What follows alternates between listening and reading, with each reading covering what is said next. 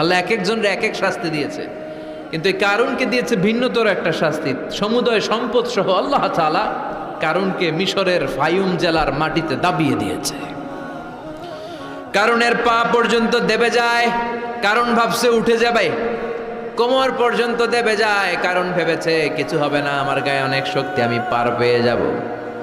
গলা পর্যন্ত যখন দেবে যায়, কারণ কয় মুসা সব সম্পদ তোর আর তোর আল্লাহ লইয়া যা, আমারে সাইরা দে, সব সম্পদ তোর মুসা, সব তোর, গাড়ি তোর, বাড়ি তোর, সিন্ধুকের বাক্সগুলা তোর আর তোর আল্লাহর, আমারে খালি সাইরা দে, আমি বাঁচতে চাই।